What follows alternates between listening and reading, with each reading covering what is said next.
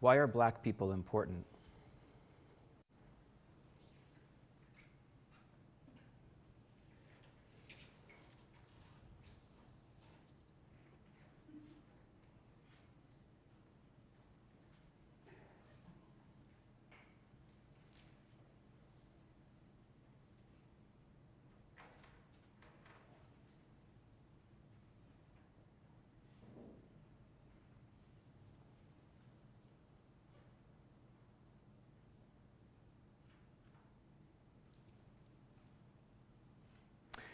This is how comedian, geek, and author Baratunde Thurston began his 2009 South by Southwest slideshow, How to Be Black Online.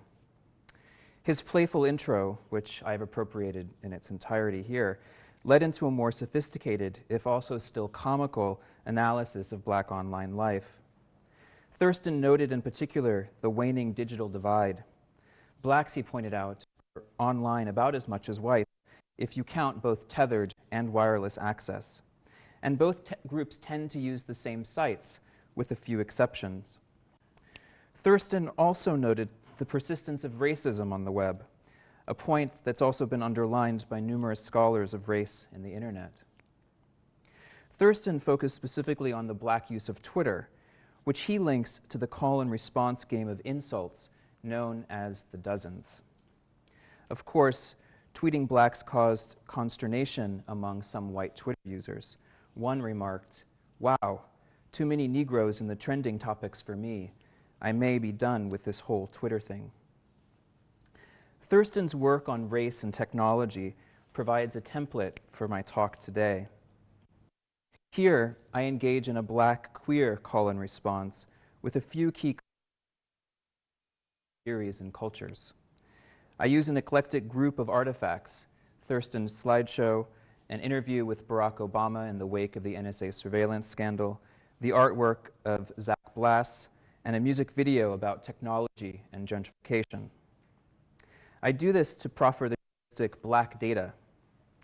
This heuristic, I suggest, offers some initial political and analytical traction for black queer studies to more fully engage with the theories, effects, and affects of network cultures. And although there are some significant bodies of literature in science and technology studies, as well as cultural and media studies that grapple with issues of race, there are only a handful of issues from black queer studies itself that really address sexuality and new media head-on. So here I use black data to think through some of the historical and contemporary ways that black queer people, like other people of African descent and people of color more broadly, are hailed by big data, in which techniques of race and racism reduce our lives to mere numbers. We appear as commodities, revenue streams, statistical deviations, or vectors of risk. Big data also refers to the efforts of states and corporations to capture, predict, and control political and consumer behavior. In my reading, then, black data is also a response to big data's call. And I'm going to offer some readings that outline some possible political and affective vectors, some ways to refuse the call, or perhaps even to hang up. Black queer lives are often reduced to forms of accounting that are variously intended to elicit alarm or to direct highly circumscribed forms of care.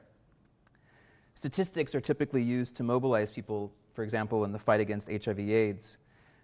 Statistics like the fact that blacks account for 44% of new HIV infections in the United States.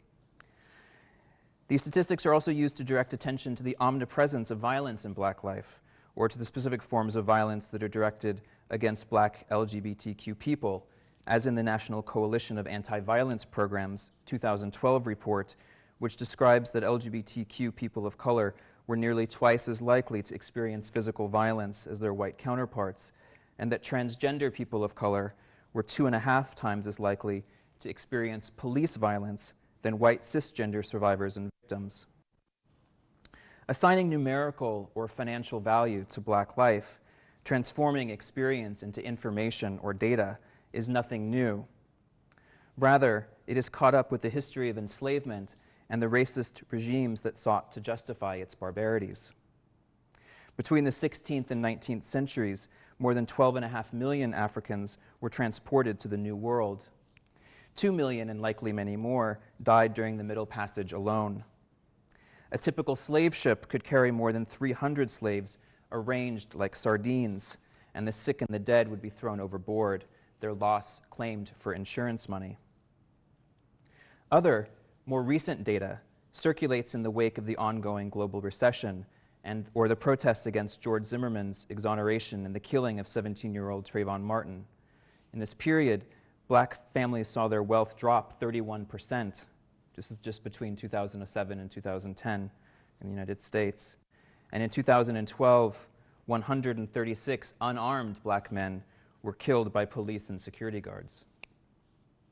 It is tempting, of course, to ascribe these racialized accountings to the cruel systems of value that are established by capitalism, which seeks to encode, to quantify, and to order life and matter into categories of commodity, labor, exchange value, and profit.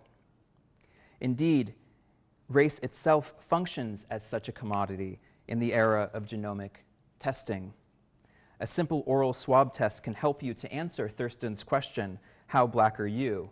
And you can watch others' reactions on the popular television show Faces of America, a show that's about genealogical testing and people trying to find their racial or ethnic roots. But as Lisa Nakamura, Peter Chow White, and Wendy Chun observe, race is not merely an effect of capitalism's objectifying systems. Rather, race is itself a co-constituting technology that made such forms of accounting possible in the first place.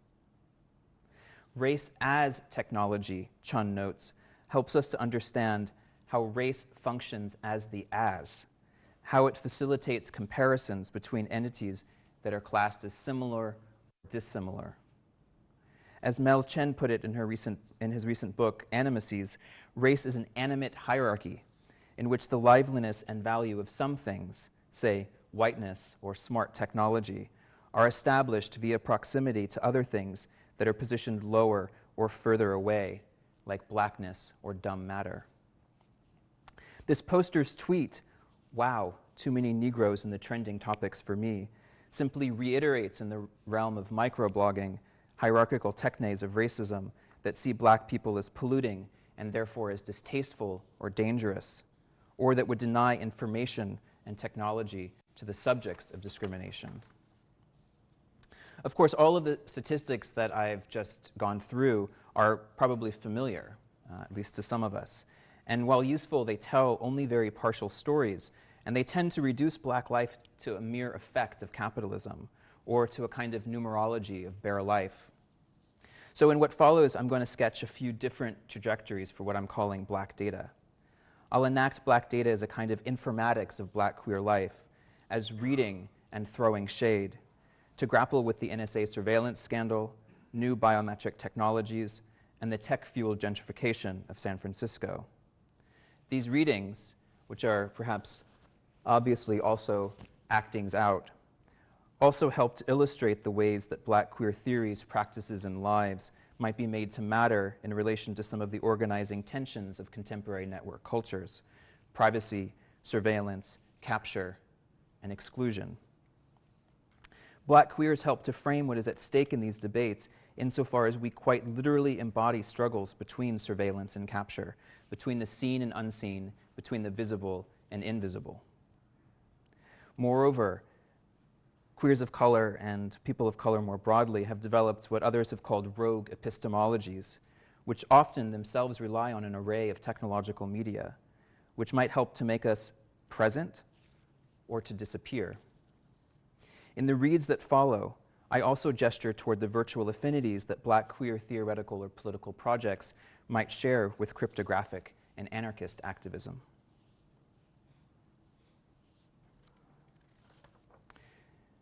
In a popular song, a song made popular like in the last year, Zebra Katz, a black queer rapper, says, "I'm a read." So I'm going to read Obama's face. Obama was raised by white people, not drag queens, but he knows how to give good face.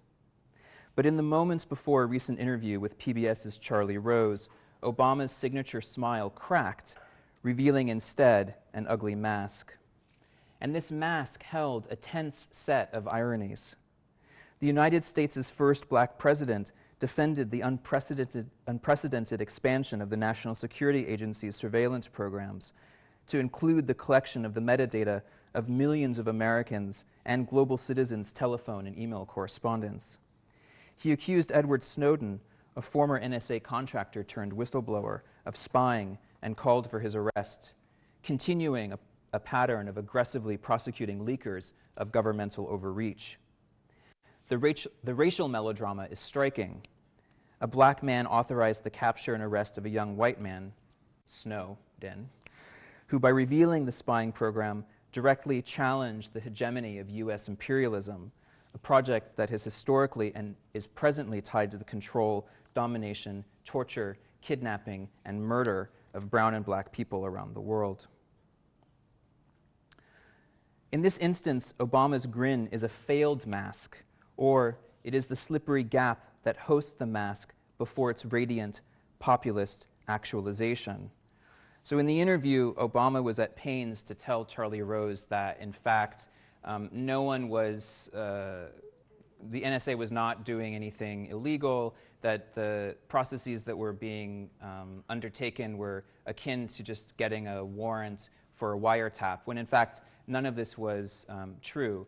And he also made a point to say that metadata, data about data, is not about personal content. It's not about the content of the material, which is also quite false. So this is how many of you guys have seen this before, this kind of image? So it's a program called Immersion that was developed by a professor at MIT. It's just one example of a data visualization program. And in this case, what it does is, you can go online and find it and use it yourself. It provides just a visualization of your metadata in this case, in my Gmail correspondence. So you don't know very much about me, but these clusters and these circles represent the people that I've been in correspondence with. So just to take maybe a best guess, which of these circles represents my intimate partner? Yeah. Yeah, okay, so current husband. And what do you think about my ex? Who was my ex? Baldwin. No, the other blue one, right? The other big blue one. Yeah, that's right. There's mom, there's colleagues, there's a whole cluster of ones that are related to my work at an institution. So you can see just from this very simple image that, in fact, metadata can reveal quite a lot about a person's most intimate relationships. And you know, this kind of metadata use, the uses to which metadata is put is, the ongoing revelations are showing too that the uses to which it's put are actually quite diverse. So in one of the first articles that Glenn Greenwald and others published on the new site, The Intercept, pointed out that the NSA's metadata collection program has also been, the same metadata collection techniques have been used or are being used in the drone assassination programs across the Middle East. In another era, and maybe still in this one, Obama's grin might embody the racist fantasy that all black people are animated by a desire to please or reassure white people. But here the mask is a more familiar code. It's just a politician's lie. Don't worry, everything's fine, carry on. Although very brief, Obama's expression arrested my attention, an attention that is shared with other queers and people of color, one that is always attuned through calibrated and diffused looks, speculations, and modes of attention to what Philip Bryan Harper has called the evidence of felt intuition.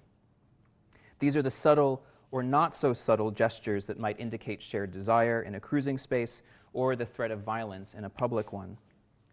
My cynical intuition, I'm a read, also collides with nostalgia for a scene of optimism. I cannot help but juxtapose Obama's rictus grin with Shepard Fairey's famous image of Obama gazing into the distance. To this juxtaposition, we can add a meme that emerged in the wake of the NSA scandal. For Giorgio Agamben and Antonio Levinas, faces condition our ethical encounters with one another. Agamben writes, Only where I find a face do I encounter an exteriority, and does an outside happen to me. In the work of Deleuze and Guattari, however, the face is something more ambivalent. It is operationalized as a regulating function whose origins lay in racism. For them, their concept, what they call faciality, determines what faces can be recognized or tolerated. The dozens, and Black queer reading practices in particular, are uncanny inversions of this concept. So rather than serve to hierarchically order bodies into viscous clumps, to dominate by comparison to a model or a norm, reading Obama's face through the dozens might yield a comic finality. You're so ugly, even Hello Kitty says goodbye. Or, your smile is such a lie, not even your white mother would believe you. But Obama's grimacing mask is not merely a sign to be decoded, a truth to be unveiled. A read is a punctum, but it is also always an invitation, a salvo in a call and response. So Edward Snowden unmasked himself in part because he believed that by stepping out from the veil of anonymity, by revealing his identity, by giving face, he might effect some degree of control over the representation of his decision to confirm the unprecedented scale of the NSA's programs, and also to encourage others to come forward. In addition, and unsurprisingly, he believed that his anonymity might, in fact, endanger him, making him vulnerable to the kidnapping, torture, and murder that he knew the US government was capable of. By coming forward or coming out, Snowden curiously mimicked some Black and queer practices, which can mix a performative hypervisibility, an awareness of one's difference in visibility, with invisibility or opacity, and indifference or even hostility to the norm or to being read. James Baldwin, riffing on Ralph Ellison, expressed it somewhat differently in a 1961 interview, in which he linked Black visibility and invisibility to whiteness. What white people see when they look at you is not visible. What they do see when they do look at you is what they have invested you with. What they have invested you with is all of the agony and pain and the danger and the passion and the torment, you know, sin, death, and hell, of which everyone in this country is terrified. Snowden had gone stealth for years, passing as a mild-mannered analyst, keeping his civil libertarian streak on the down low. Then he appeared, carried it, and vanished.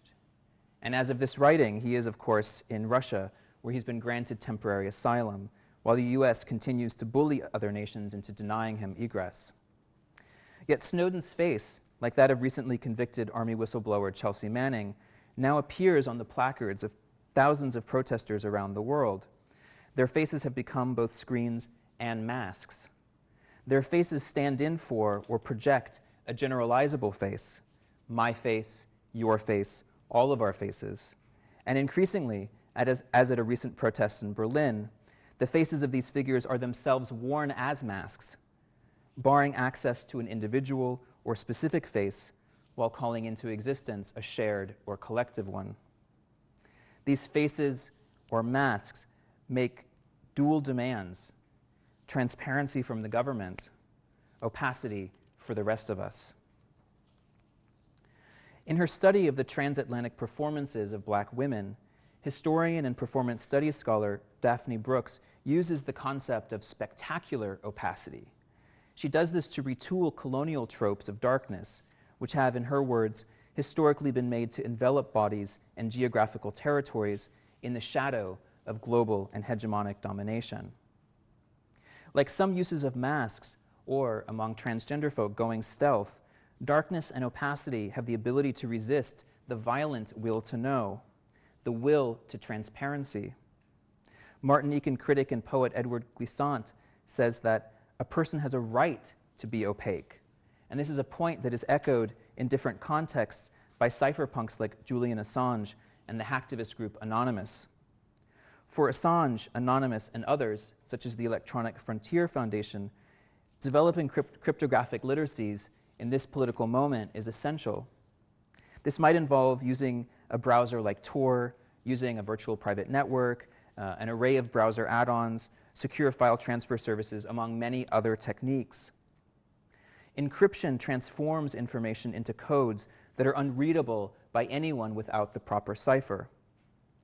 And learning how to make oneself opaque is a practical necessity and a political tactic in this moment of big data's ascendancy, in which clickstreams, radio frequency ID tags, the GPS capacities of our cell phones, closed caption television, and new biometric technologies are employed by states and corporations, sometimes together, to digitally log our movements and every technologically mediated interaction.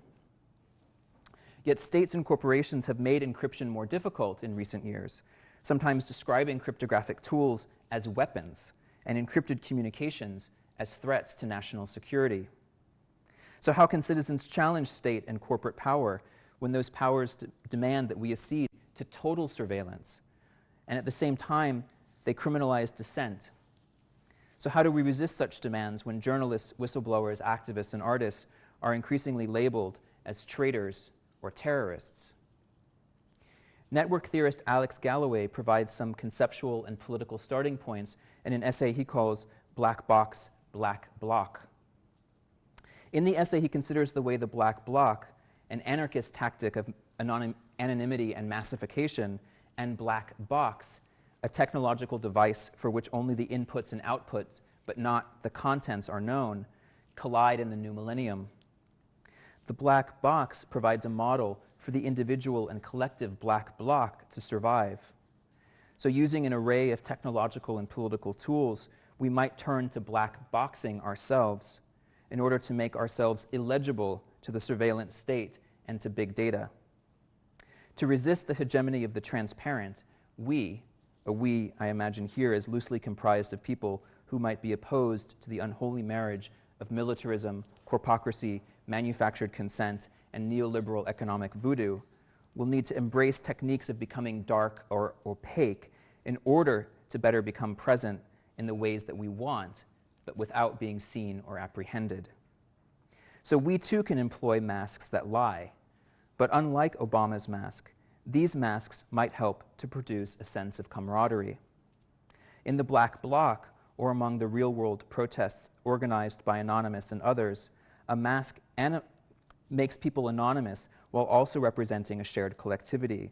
And this is evidenced in the ways that the Guy Fawkes mask that has been popularized by Anonymous is increasingly taken up in contexts around the world, as in the student protests over the last few years in Quebec, or the ongoing protest movements in Europe, Brazil, and elsewhere. In these contexts, masks operate as a new part of a new politics of opacity, a form of black data that helps to make identities or identifying information go dark or disappear, while at the same time hailing an incipient multitude. Such a multitude has also been reflected in mobilizations that occurred in the wake of George Zimmerman's acquittal, in which protesters appeared in hoodies and declared, "I am Trayvon Martin." Reading Obama's mask or trying to decipher his real character or intentions invites us to reflect on our own desires for transparency, for knowing or settling on a truth in an era in which transparency and the truth are always already staged by the NSA, Google, Apple, Microsoft, Facebook, but also by our bosses, colleagues, students, parents, friends, and lovers. In this context, masks can offer a layer of protection rather than hide a real essence. A good mask, one resistant to efforts to decode it, might in fact provide us with a little bit more room to maneuver in our control society. Speaking in an overlapping context, the philosopher Jacques Derrida discussed the cryptography of some texts, describing their unyielding secrecy as an experience that does not make itself available to information, that resists information and knowledge, and that immediately encrypts itself. While the collection and interpretation of metadata, data about data, has become increasingly sophisticated, other racial and sexual profiling techniques remain crude. Currently, most of these techniques rely on the simple visual apprehension of another's difference. So one obvious example would be stop and frisk, the New York City police program that began in 2002 and that resulted in more than 4 million stops nearly 90% of which involved blacks and Latinos. The wanton murder of queers of color is, of course, another. Recent work in biometrics and the study of movement foreshadow new technologies for capturing and recording the body. Recent scientific research in facial recognition and facial cue recognition, for example, some of which actually has been done, a great deal of which actually been done here at the University of Toronto. Some of this recent scientific research provides a basis for a biometrics of queerness. On the surface, the research gives credence to the concept of gaydar. So in a series of study by a professor here at U of T named Nicholas Rule and others, the series of studies showed that people are able to make very fast, above-chance judgments about sexual orientation. So how soon might these abilities be coded into facial recognition software? Just how difficult might passing become? Christoph Bregler, a professor of computer science at NYU and director of its movement lab, is among the leaders of this new research. In an interview with NPR's On the Media in the wake of the Boston bombing, he described some of these coming technologies. And he began by noting his ability to identify other Germans while walking in the street in New York City. He said that he could hear a very barely audible snippet of someone's speech. He could notice something about how they walked or how they moved their body. And together, these things contributed to nearly subliminal processes of recognition and identification. He used this personal example to describe problems with identifying the Boston bombing suspects. The surveillance camera footage that was taken during the bombing demanded that law enforcement spend many, many hundreds of hours combing through the material to look for the suspects. But Bregler believes that this work can, should, and will be totally automated. In the interview, he claimed that his own research teams can already identify national identity with more than 80% accuracy. So Bregler imagines a world in which these technologies are more widely available and automated, making the identification of criminals or terrorists or just the rest of us much easier for law enforcement. But there are also a number of critics, though, of these new biometric technologies, and two of them are Shoshana Magnet and Simone Brown. And they address some of the many problems with these approaches to biometrics, and they emphasize in particular the ways that these biometric technologies tend to reproduce social stereotypes and inequalities. Magnet, for example, notes the ways that biometrics work differently for different groups. Many biometric technologies, for example, rely on very false ideas about race, such as the association of particular facial features with racial groups. And these technologies also tend to reproduce the marginalization of transgender people, who are, in many cases, unreadable by these technologies. Simone Brown, meanwhile, links contemporary biometrics to histories of efforts to create identification documents that shape human mobility, security applications, and consumer transactions. And she also, in a very important essay, links these history of ID documents to histories of racial surveillance technologies, such as slave passes and patrols, wanted posters, and branding. So with biometric technologies, details about a person's life, their experience, their embodiment, are coded as data that does not, strictly speaking, belong to them, and which are put to use by states and corporations in ways that they may have little control over. So Magnet and Brown thereby underscore some of the ethical dilemmas that are related to social stratification and intellectual property in relationship to biometric technologies. They and others also describe the ways these technologies represent a desire for unerring precision and control, a kind of technological fantasy that in fact can never be achieved. But this fantasy of control is actually paradoxically bound to the idea that new technologies will help us be free. So importantly, the control that is represented, or the fantasy of control that is represented by these automated processes, are also not infallible. They regularly fail. So Magnet's work in particular underscores biometric failures, and she argues that biometrics do real damage to vulnerable people and groups, to the fabric of democracy, and to the possibility of a better understanding of the bodies and identities these technologies are supposedly intended to protect. How many of you have registered your biometric data with Canada so that when you travel in and out of the country, you just go up to the little iris recognition scan? No one wants to claim it? I saw the people coming in when I arrived yesterday, and the thing that I kept hearing in the background is that people moved up to the machine and they stood close to it and they moved away and they tried to make it work was, sorry, but at this time we cannot read your information. So the machine was constantly failing. In some recent and upcoming projects, the artist and theorist Zach Blass offers creative hacks that disrupt new biometric technologies of the face. His collaborative project, called Facial Weaponization Suite, it's also sometimes known as Fag Face Mask, contests the ideological and technical underpinnings of face-based surveillance. In this community-based project, masks are collectively produced from the aggregated facial data of its participants. His Fag Face Mask responds directly to the studies about facial cue recognition that I just mentioned, and this project offers ways to induce failures into these technologies. So in the project, he uses facial data from queer men, this includes gay men but also transgender men, to create a composite that is then rendered by a 3D printer. The resulting mask is a kind of blob. You sort of see it at the bottom left here. One that is essentially an unreadable kind of topography of the face. And thus far, he's printed 2 of these. I think he's working on more, and also these face cages. 2 masks have been printed, one pink and the other black. In the video documentation for the work, which self-consciously echoes the aesthetics of the videos released by Anonymous, a figure wearing the pink mask describes the ways biometric technologies seek to read identity from the body, reproducing in the process the notion that one could have a stable identity at all. And a few moments into the video, the mask itself, now a pulsing animation, recounts the failures of biometrics.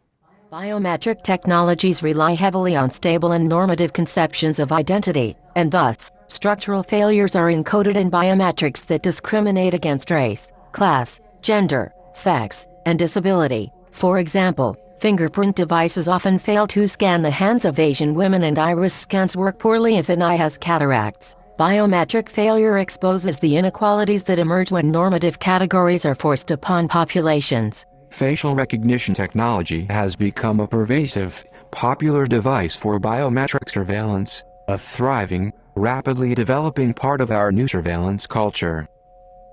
Facial recognition techniques now range from algorithms that extract landmarks on faces, such as cheekbones, noses, eyes, and jaws, to 3D programs that map the shape of a face, to various forms of skin texture analysis. Typically, faces are collected in databases to compare and search against for a variety of possible criminal activities. For example, in its 2000 presidential election, the Mexican government used facial recognition to prevent voter fraud. In 2001, Tampa Bay police used Identix facial recognition software to search for criminals and terrorists during the Super Bowl, finding 19 people with pending arrest warrants. Within the last year, Occupy activists and Afghan civilians have been the target of massive biometric data gathering sweeps by U.S. police and military forces. The ubiquity of facial recognition now spans from London's massive CCTV network to the German Federal Criminal Police Office, Facebook's facial recognition auto photo tagging, Apple's iPhoto and iPhone, Google's Picasa, U.S. Homeland Security, and the U.S. Department of State, which has the largest facial recognition system in the world, at over 75 million photographs for visa processing. We also commonly experience facial recognition and detection now with our digital cameras that locate faces, and even smiles. Later on in the video, Blass goes on to ask, what are the tactics and techniques for making our faces non-existent? How do we flee this visibility into the fog of a queerness that refuses to be recognized? Fag Face Mask uses masks, the aggregated faces of fags, as weapons in order to evade or escape capture. Explicitly linked to the masked communal figures of the Black Bloc, the Zapatistas, and Anonymous, Blass's project invites us to share in what he calls an air of deliberate mystery. An opaque, queer fog. But resisting biometric technologies of the face or introducing disruptions into this field of surveillance might also result in yet more extreme approaches among law enforcement. As Blass observes in this video, Occupy activists and Afghan civilians alike became the object of biometric data collection unwillingly, and the NYPD has criminalized the wearing of masks in public and at public protests, something I think that has also happened here in Canada in the wake of the protests in Quebec. Recently, the Washington Post also revealed that in the United States, more than 120 million people had been unwittingly added to facial recognition databases when they went to obtain their driver's licenses. Techniques of refusal, such as the anonymous massification vis-a-vis masks, are unevenly available. So there are some for whom flight from these technologies may simply not be possible, or for whom it may be forced. So for example, becoming clandestine or deserting these surveillance regimes are not really options for populations that are already subject to highly spatialized forms of surveillance and control. The stop and frisk program, for example, takes place almost entirely in Black and brown neighborhoods, contexts in which people yearn to escape police violence and harassment, but where efforts to evade surveillance or to contest it only result in heightened forms of scrutiny. So hoodies and baggy pants or mascara and glitter are already sufficient to attract many violent forms of attention. In these contexts, young Black and brown men, as well as queers, might be better served by technologies that might help them to pass, that might make them white, a dark wish that is encoded in the song that I turn to next. The Black Glitter Collective's 2013 music video, Google Google Apps Apps, is an angry lament for the death of queer San Francisco. Latina drag queen Persia, together with collective members Daddy's Plastic, work it to an up-tempo beat, but the song itself is pretty depressing. If the first two sections of this talk have been concerned with the relationship between masks and the political possibilities represented by a kind of darkness, darkness as opacity, a darkness that I'm calling black data, this last section of the talk will employ this concept of black data in a different way. So here I'll focus on the material effects that those companies whose business is data have had on the spatialization of dark or unseen people. And I'll focus in particular on the ways that queers and people of color have been forced to flee the gentrifying processes that have occurred in the wake of San Francisco's most recent tech boom. So here, black data takes the form of what I'm calling black ops, an angry, ambivalent, even masochistic queer of color response to the entwined logics of white supremacy and the so-called values of the high-tech industry.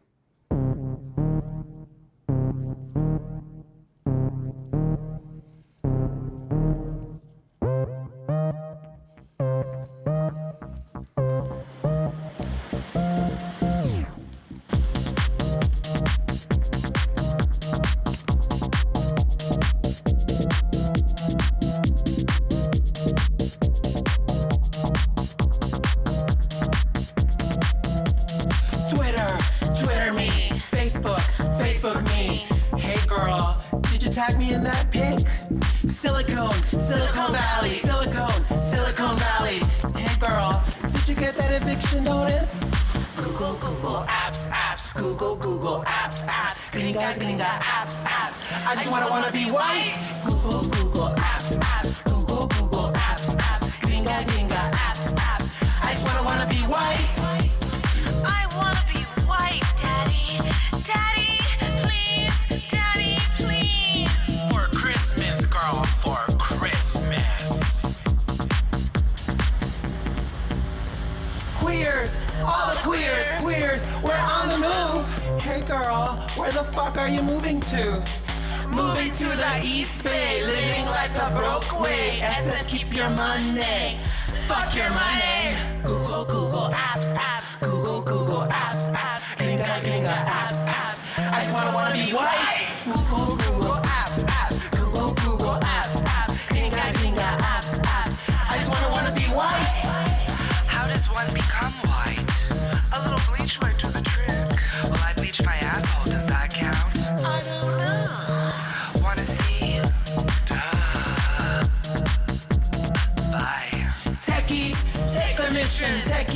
Gentrify me, gentrify me, gentrify me, gentrify my love.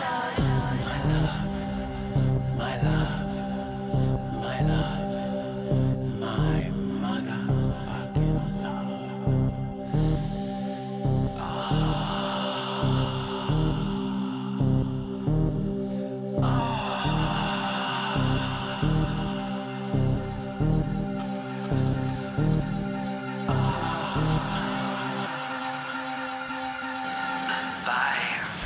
Google apps, Google apps, gringa apps.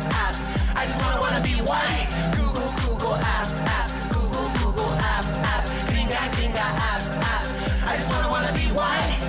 Google apps, Google apps, gringa apps. I just wanna be white. Google apps, Google apps, gringa apps. I just wanna be white.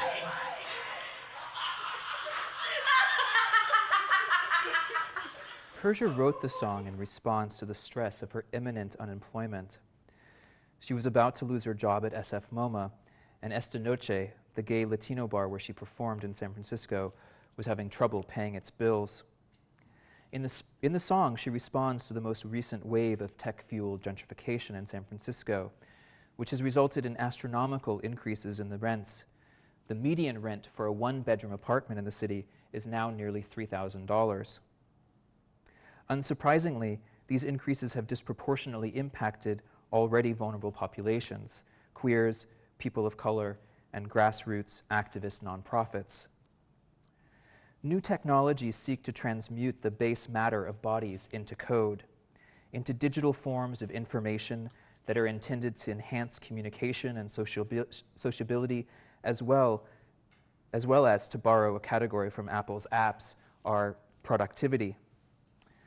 But they thereby also aid in the biopolitical management of populations, while at the same time profiting corporations like Google, Apple, Facebook, and Twitter, giants in a region that is also saturated with other smaller and mid-sized businesses, as well as the venture capitalists who support them. And in the song, we can see some of the results of their success without requiring any kinds of complicated decryption algorithms. This is just addition, and even us humanists can do it. These corporations reap record profits, they work with city governments to bring jobs to the region, and they develop needy city districts. Then rents go up. SF keep your money, fuck your money, shouts Persia. The song underscores the material effects that the growth of digital technologies and economies have had on real-world spaces.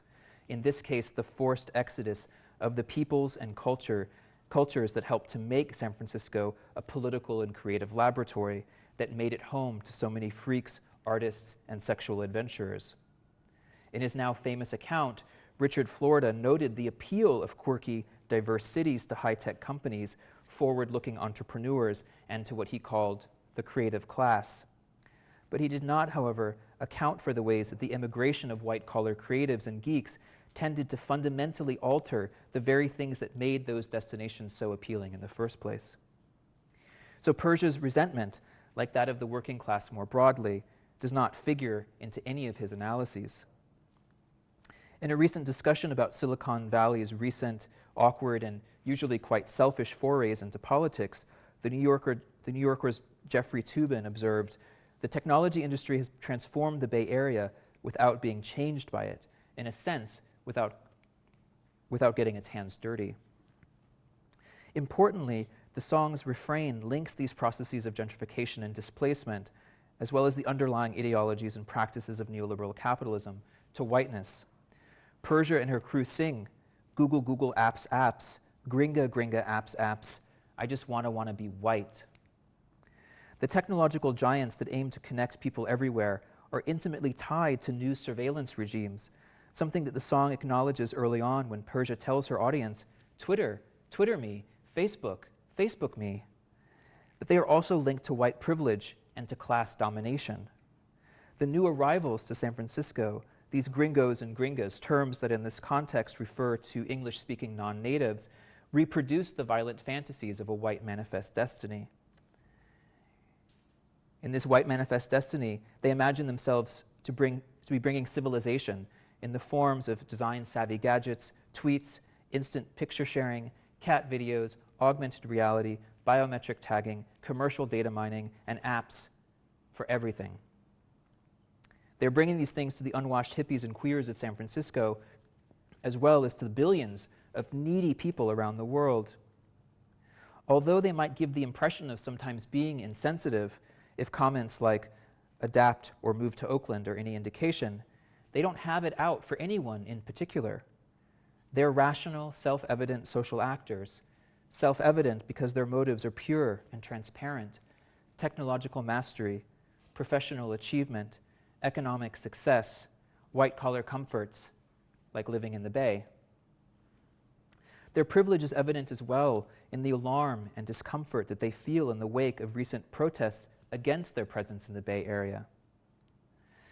In a much-discussed Twitter image, protesters at an anti-gentrification event smashed a piñata of a Google bus, a papier-mâché avatar of the cushy luxury bus shuttle service that Google provides to its San Francisco employees. The buses, which are also used by other companies, transport workers to the Google offices and are equipped with high-speed Wi-Fi so they can stay connected 24/7, so they can optimize their productivity, their workflows, so they can gossip or just sleep en route to work without ever having to mix it up with the masses. In her book, The Shock Doctrine, Melanie Klein talks about the growth of red and green zones in cities around the world. And this is sort of like in Iraq, you had a green zone where the Americans were like, everything is fine, and everywhere else in Iraq, nothing was fine. And this is actually happening in cities all over, where you have what is essentially forms of class-based apartheid that will separate the haves from the have-nots. In the video, Daddy's Plastic members Tyler Holmes and Van Hane reflect on their own chances for becoming white. While linking bleached assholes to whiteness is a comical jab at the occasional craziness of white culture and its sexual hang-ups, the wish that underlies the chorus, I just want to be white, is nonetheless very powerful and real. Whatever their political orientations, few people of color and few queers of color can escape the lure of whiteness. Who doesn't want to be beautiful, rich, and white? Who doesn't want to possess technological, financial, and social power? Who doesn't want to control space? Who doesn't want to escape the darkness of poverty, violence, and exclusion? Why wouldn't one opt instead for translucency, transparency, and technological control and mastery? As Venus Extravaganza put it in Paris is Burning, I would like to be a spoiled, rich, white girl. The song ambivalently expresses this same wish. First, it articulates an erotics to gentrification, one that mixes sexual desire with domination through the ironic lyrics that link BDSM play to gentrification vis-a-vis an ode to Madonna's famous song, Justify My Love, sorry. That's the change. Techies take the mission, techies gentrify me, gentrify my love. Secondly, however, it underscores the kind of grotesquerie that results when the casts out, the freaks, and the queers of color do try to become white.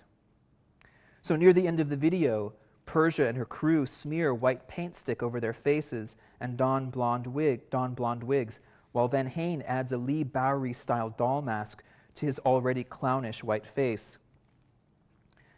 The chorus now takes on another meaning, one that makes the violence of the wish and the impossibility of its realization more palpable. I want to be white, but obviously I never will be, not if that means having money or the ability to influence the shape of particular technologies or the urban spaces, rather than be the target consumers of high-tech firms or the chaff that cities are trying to cull in their obsequious efforts to please high-tech companies. Of course, this critique of the marriage of high-tech, gentrification, and whiteness is struck through with many ironies. Persia wrote the lyrics to the song on her phone. I wrote this paper on an 8-year-old MacBook Pro, in case you were wondering. The song and video required obvious and considerable manipulation and technical skills to produce. It appeared on YouTube, a Google property, and it's been widely circulated on Facebook and Twitter, where I found it, all in an effort, I think, to achieve some traction in network culture, in which traction equals attention, equals hits, equals, Persia hopes, some form of financial remuneration, maybe just enough to help her put down a deposit on her new East Bay gigs. In the comments section of the video, an inevitable troll remarked on some of these ironies. Interesting that the lyrics of this song that's so hostile to the tech industry were written on a phone. To which another poster sarcastically replied, "It's interesting how all those blacks wanted out of slavery, even though they got free food and homes." The desire to become white is a shadow that haunts the lives of queers of color. And perhaps the most common reaction to such a wish would be to deny it or to try to deconstruct it. But following queer theorist Jack Halberstam's recent work on what she calls shadow feminisms, I wonder if the urge to challenge the logic of whiteness in ourselves, the internalized and not so internalized violences that are engendered in all of us by white settler colonialisms, does not itself reproduce another set of violences for racial authenticity or purity, for example. Instead, what might happen if we embrace those forms of darkness in which identity is obscured or rendered opaque? There would be no coherent, rational, or self-knowing subjects here, just furious refusals.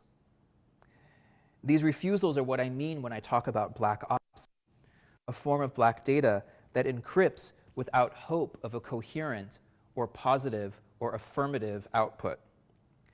Queers and people of color might tactically redeploy black ops as techniques of masking, secrecy, or evasion.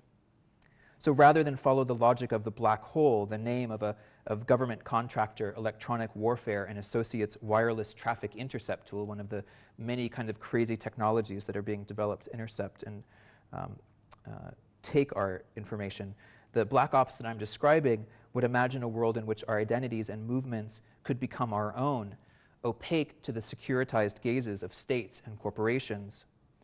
So new black ops technologies might help us all play out our masochistic fantasies of becoming white, or becoming animal, becoming other, or just pure private becoming. In the song, Persia embraces a darkness that responds to the antisociality that is engendered by the tech giants with an ambivalent queer antisociality in turn. Her face morphs and masks. She affirms that, yes, I want to be white like you. Twitter me, Facebook me, gentrify my love. I'll become white, jerky, stumbling, angry, cruel. Her cruise transformation parodies the awkwardness and unsublimated violence of white supremacy, and at least some white people some of the time. Their black ops is both a refusal and a rearticulation of the stuck frustrations that activists, queers of color, and others feel in the wake of gentrification and neoliberal economic policies more generally. This ambivalence is even present in their name, the Black Glitter Collective. Black is for mourning or encrypting, and glitter is for queer fun, but it gets everywhere. In this talk, I've tried to enact a form of black data that's different from discussions of black life that would reduce it to lists of bare accountings, which are ultimately incomplete and would misleadingly suggest that black life must always and only be subtended to historical and contemporary traumas or victimization. Instead, I've tried to cultivate a notion of black data tied to defacement, opacity, and encryption. Black queer reads can shame a face, in this case, that of Obama's, and they can also articulate an opaque, encrypted point of view, one that resists being fully apprehended or made transparent. Throwing shade in the context of drag and kiki balls, for instance, does not require any specific enunciation to deliver an insult. Rather, it uses looks, bodily gestures, and tones to deliver a message that might be at once very clear, like, that is so ratchet, but also open-ended and sneaky. I didn't say anything because I didn't have to. So in this talk, I've suggested that such Black queer practices, which I've figured here as Black data or as Black ops, might be usefully brought to bear on our discussions about network culture, especially those that are related to surveillance and the relationship and impact of communication technologies on spaces and mobilities. I have moreover sought to ally the political possibilities of a Black queer conception of Black data with some of the orientations of anarchists and cryptographers.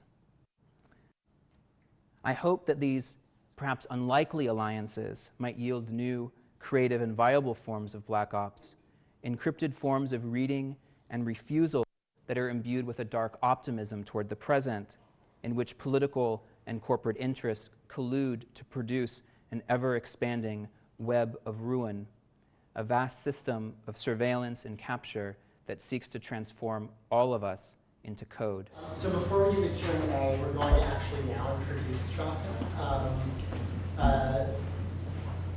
This way we have the effect of using its presentation. So this is going to feel a little bit disjointed, but especially because I'd probably rewrite this, give it some time to think after having heard it, because my goal for introducing him was to try and take my familiarity with his previous work, specifically his dissertation, the work that's in his recently published monograph, and try and open up a space to think about what I interpreted from the description as sort of alternative, or a way of looking within big data to find alternative avenues or sort of new types of logic that can disrupt the sort of older type of organization that happens within big data, to look at different types of information at a molecular level, which I think, sort of broadly speaking, is one thing that the concept of Black data would do, or does.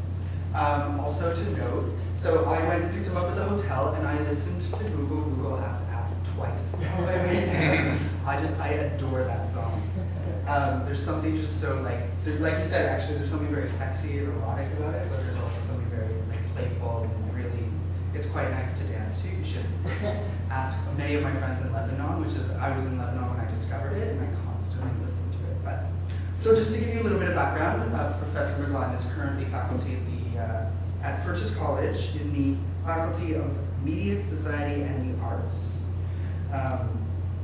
He has a background in anthropology and as an artist, mostly performance artist, right?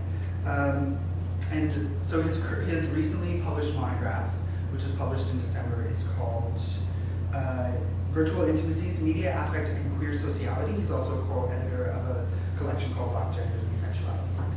So I just want to sort of relate some of what is in the monograph to some of this work. And also in terms of relating his work to my work. That monograph, and particularly his dissertation, which I read before the monograph came out, has greatly informed sort of the way I'm thinking about my own work. We're both preoccupied with to think about queer socialities and queer feelings within ever-expanding interconnections of digital physical spaces. His work challenges the assumption that cyberspace is the monograph challenges the assumption that cyberspace is a realm of failed intimacies and doomed human connections, as well as the assertion that queer sex is failed intimacy vis-a-vis heteronormative pairing and reproduction. By exploring the multiple forms of intimate feelings queer men experience online, such as longing, familiarity, anxiety, lust, and loss, his work reveals intimacies that are unstable forms of belonging, somewhat or sometimes out of reach, ephemeral, or fantastical, and they don't need to be anything more. While not manifested within socially sanctioned sexual relationships, these intimacies are very real in their virtuality, or the conditions upon which they are produced to be productive of something else.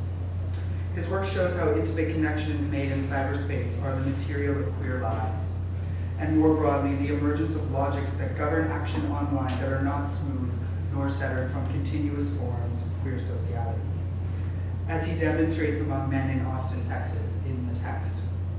There are different forms of continuity and rupture between online and offline, as well as the queer times that precede them. So while cyberspace contains queer or creative potential for intimacies and social connections, it's also a space where, as he says, quote, digital virtuality amplifies the inconstant stutter of desire. These are the moments of technological malfunction or asymmetrical access points among different groups, and the racialization and normalization of bodies. Like his talk today, his work expands scholarship on new media and internet studies by exposing different kinds of logics that revel in disruption rather than lament it, that create openings to challenge the ways that data and media organize society into the more counter, ephemeral, and stuttering spaces of social life. And opaque, I would add here. Dr. McGlotten's work invites us to look at new understandings of data organization and information and see what else they can do for creating different kinds of things.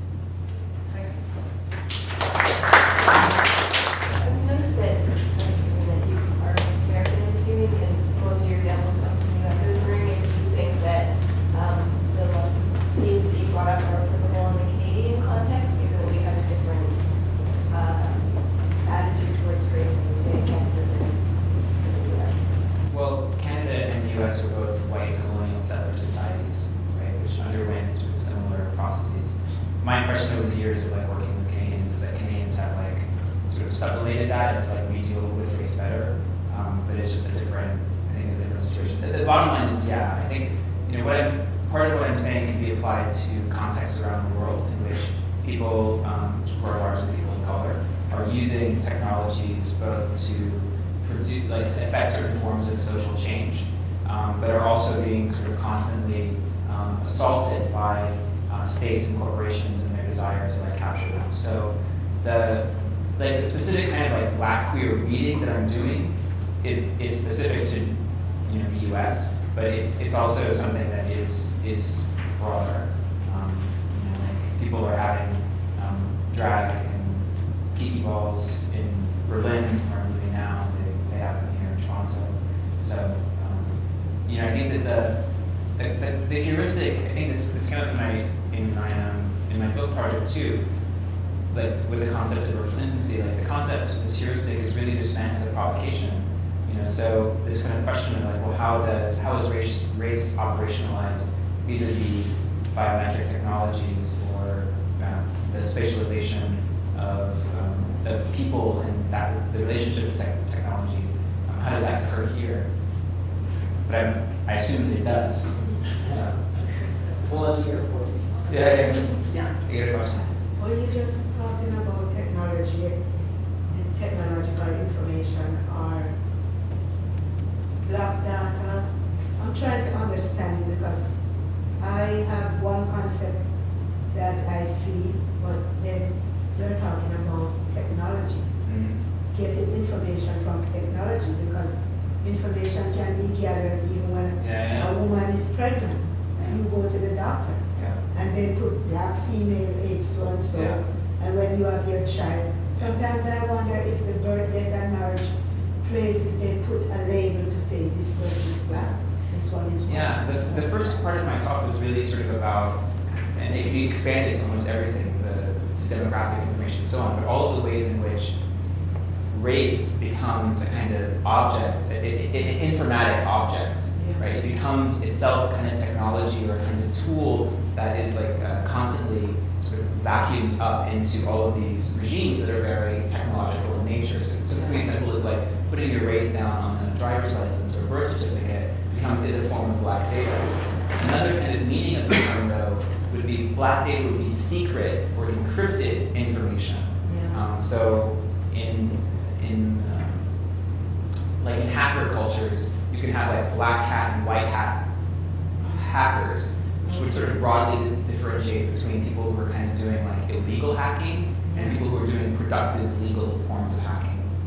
But in the talk too, I was also saying, well, like there are these forms of communication that black queer people engage in that are also kind of a form of information, a form of technology, a form of data, right? But it depends on whether you have the tools to understand that language, right? there's so many little intricate things to the theoretical stuff you're working on, but what are you seeing as the major challenges in terms of finding theoretical building blocks, not just theoretical, but different kinds of building blocks that you need to do the work that you're doing? What would you say has been the most challenging bridge building across theories or areas of work to kind of do some of what you've been up to? Well, I think what you just said is really important. There have been people who've been working on race and technology for a while, but a lot of that work, some of it I think is actually not that great. So, and some of it is, well, it's the work that it's not very much and it's uneven. I think that the people who are really working on trying to understand like what's important intellectually and what's important politically and materially about network cultures have been people who are really like essentially Marxists. So like Galloway, Thacker, they're all guys, they're all doing this kind of stuff. There's a few people who are doing really interesting ethnographic work, like Biela Coleman's work on hackers and anonymous. Like her work is sort of extraordinary and it's sort of detailed to the materiality of these techno kind of cultures. There's very little ethnographic work in general. So like I'm coming to my PhD is in anthropology and my undergraduate training was in the arts. You know, those are the challenges. It's difficult to draw these things together, but there were also a lot of kind of nice accidental connections. So the most inspiration that I'm getting these days are from the cypherpunks and the anarchists, who really don't get taken seriously in academic culture. It's like talking about religion or something. You know, so some of like the anarchists have been developing. I mean, you saw it, I guess, in the wake of Occupy. You saw this kind of academic fascination with Occupy and kind of politics and theories that were behind it. But those things have been at work in communities around the world for decades. So I think that was a kind of happy accident, like kind of getting more and more kind of attuned to what some of these anarchists, who are also coming from Marxist traditions, but with a different approach to political organizing and to community building. You know, so that was part of it. What's the other part? And also the cryptographers.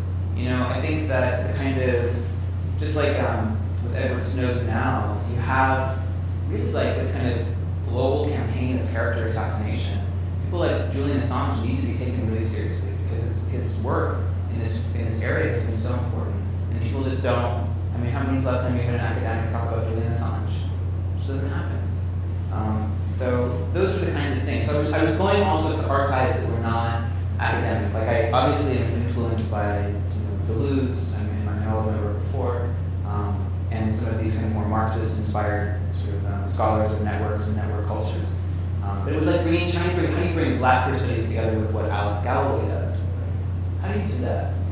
You know, how do you account for both like the kind of materiality of technology? Like, you know, you think about something like cloud computing. The cloud is heavy. It is not light and airy. The cloud is heavy. It demands huge. Like the servers that power the Google or Dropbox clouds. You know, these are like these incredibly dense material structures. They're like the last image I showed. They're like rows and rows of computer servers that demand enormous energy to run, to cool. You know, they have these data centers in like deserts and places like that where they're like shipping in water to make sure the place stays cool. They're, you know, like you think about that kind of stuff, which I think people like Galloway and others are really attuned to, like the materialities. How do you talk about that in relationship to people of color or queers' relationship to technologies? That's my struggle, you know. So I'm probably going to turn this into a book project, and then I'll try and tackle that from different angles. But that's the basic idea. The face of cyber resistance that we see tends to be the face of cyber resistance tends to be white. Yeah. Is there value in identifying racialized heroes in the resistance movement and kind of, or would people prefer to remain anonymous? Well, my argument is I'm sort of moving against this kind of like a racial identity politics would be like, oh,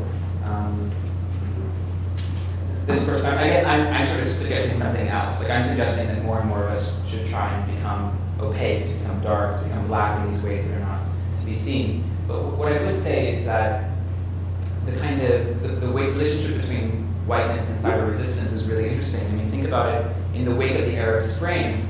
Who was the actor? Who was the sort of the social actor in this thing that everyone was talking about? It wasn't the people who were in the square protesting, it was Twitter. Technologies never make social movements.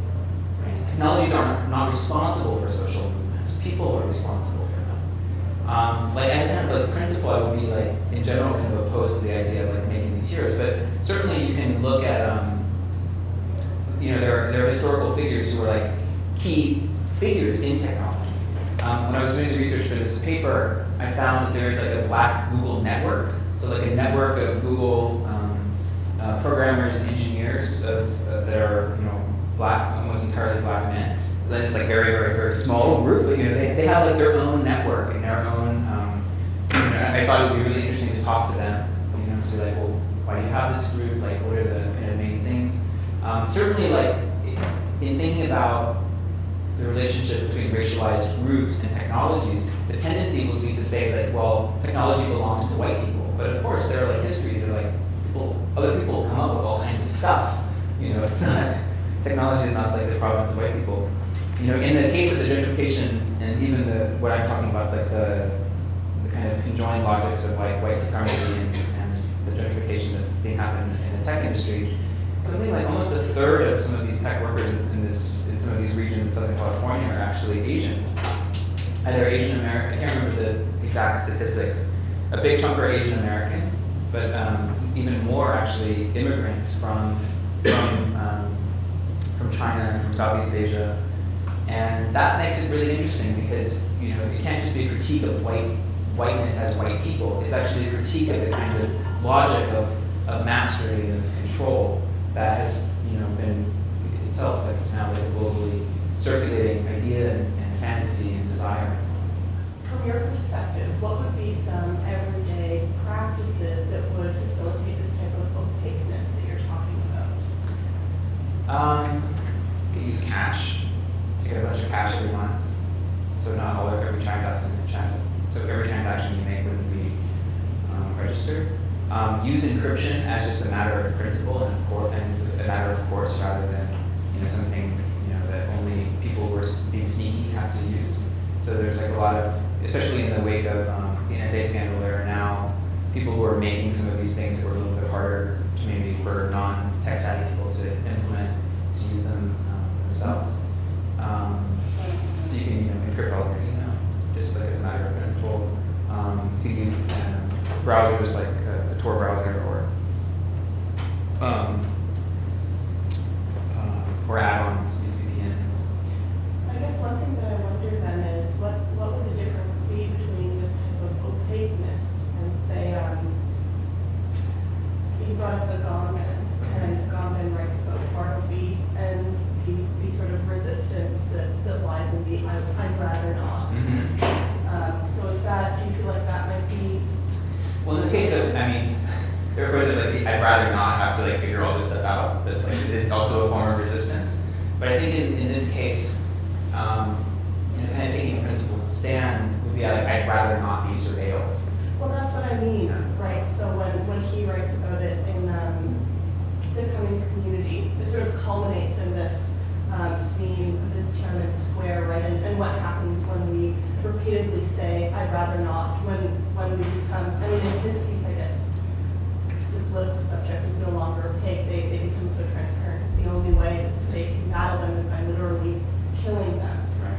But I guess, I just wonder in this case, this type of opacity that's facilitated by, say, opting out, by paying with cash, by encrypting, what's the end point? Well, there are a couple of these. So there's like a kind of practical political thing, which is to like make people who are surveilling you, make it more difficult for them. But there's also like you can even think about it from like an ontological perspective, right? Like an ethical orientation for ontology, which would be like becoming opaque would mean that like instead of having to like constantly affirm and claim an identity, you could like leave things a little mysterious even to yourself. or to others. You see this in the wake of the sexual liberation movement turning into like a gay rights movement. Now everyone has a sexual identity. When did that happen? Why did that happen? Is that a good thing? That now everyone has to like pick, one or the other and stick with it. So there can also be a kind of ethics to this. Baldwin, interestingly, has like opted out of these biometrics. He's like said he's not, if you ever, there are a couple of philosophers who do, so like if ever he's being forced, like I'll never leave the country again. There's a big fuss. When you're talking about your opaqueness, do you ever worry about becoming invisible though? So right now the mainstream is so focused on ignoring black culture or gay culture that by becoming more opaque, they might just be like, okay, well, it's not even worth their time to spend any time even getting to know you. Yeah, I mean, there's like this sort of tension. I think there's tension in the talk too. Like wearing a mask makes me like super hyper visible, but also like who is this person? So these two things are actually, they happen together. And I use the example in passing, but in like black queer communities in New York City, for example, you can, especially for people who are like living in urban and racially segregated neighborhoods, you have to like switch between this all the time, right? So you have to like appear in certain ways in the street, in your community, but then at other times you kind of have like this hyper visibility. So you can go stealth or you can be seen. The thing that I'm talking about now is a kind of demand to be visible all the time. And certainly like the visibility of black culture, the visibility of gay culture has increased over the last 20 or 30 years, right? You have more openly gay people in media, you have shows about gay people, you have black popular culture is a global phenomenon, right? But what has that actually done? So the kind of, to take the example of like gay rights, like the rise in visibility of LGBT people, mostly lesbian and gay people, has not actually corresponded with forms of political power recognition that would actually be emancipatory. Right? There's actually like, they're constrained. It's like, well, now we can have a debate about gay marriage or gays in the military, or it's no longer, gays aren't being fired for being teachers, but the successes are actually like very limited. And the thrust of many of these movements has been to increase visibility, right? The problem with increasing visibility is that you present your best examples, right? And then these become representative of queer culture at large. So you actually don't have a queer culture, you have a kind of mainstream, white, gay, I think you present your most palatable example of the dominant culture. Yeah, and these are the things that then become sort of acceptable. And the gains, like at least in the United States, like the gains, like is the right to serve in the military a gain? Is the right to marry a gain? I kind of get confused about this. Is someone's sexuality so important? You're important if you live, breathe, walk, have friends, have family. But why just saying, LGBT or whatever you call it? Why is this important? Well, I think they're different answers. I mean, so I think one is like, just like with black people, sometimes the importance is not something that you create, right? So there's always an effort to create your own meaning, to create your own identity. And I'm not saying that we don't need that, or we don't want that. When I think about black culture or black queer culture, these are enormously creative, enormously generative groups that are in part so creative and so generative of new forms of culture because of the struggles that they face from the kind of power that tries to regulate them, right? So I'm not saying like we don't ever need identity, or we don't need a sexual politics, or that people shouldn't be able to like stand in the streets and be like, gay, like, be happy for me. But I am saying that like like on one hand, the kind of humanism of your comment, like, can we all just be what we are? Like, I'm very attentive to that. Like, yeah, that would be great. But also, there are specific forms of like culture that emerge among all kinds of groups, especially oppressed groups, that are really valuable and interesting. If, we'll say, in a cyberspace, the concept of other is being reconstructed. And taking the black argument, because on the African continent, the internet doesn't have the same level of access to the populations as in other parts, and then the whole Asian. Okay, because I was just thinking of the internet global governance thing that is currently occurring. Can you sort of take that argument a bit further, or like, God in Uganda, where there's certain transnational things and transcontinental things that really don't work, that have like failed, and they failed because of the internet? What do you mean? And because of film and because of literacy? Can you give me an example? Okay, I'm part of the most literate generation in history. Yeah. And there's certain things that no matter what, we can't be brainwashed into doing. We may not win, but you're not gonna get us to obey. I'm not sure I understand your question entirely, but I'll try and provide a response, and you can tell me if I'm totally missing the mark. So one thing that's interesting in like parts of Africa is people are totally connected to the internet, but they are not connected to the net the way that we necessarily are. So like Blacks and Latinos in the US, and I think here in Canada, Blacks and Latinos in the US will tend to use mobile devices more to connect to the internet. So people in Nigeria, Uganda, and so on, they're connected to the internet, but they just do it in a different way. They're not connected through, they're connected through satellites, through wireless, and through other means. And what that has interesting repercussions, though, right? So I can configure my computer to allow me to like surf the net in certain ways that evade surveillance, right? It's much more difficult to do that with a mobile device. So that's like one part. There's also like, if you were to think, to give an example of the kind of transnationally circulating ideas around homosexuality, right? Which in parts of like in Nigeria right now, and certainly in Uganda over the last 4 or 5 years, are like these deeply controversial ideas. But a lot of the thinkers who talked about this and written about this are like, well, this is a very interesting collision of concepts, right? So gay rights activists in the West, in the US, or say in Canada, they want gay rights to happen in a particular way in Uganda or so on. But often they don't actually understand what is at stake in these debates in that context. So anthropologists who are working there on these issues will say things like, well, in Nigeria currently, gays are kind of operating as scapegoats for the tensions and failures between, and ethnic tensions that are occurring between ethnic groups and between Christians and Muslims, and between ideals and fantasies of like what family life should look like, right? And that gays kind of become this like site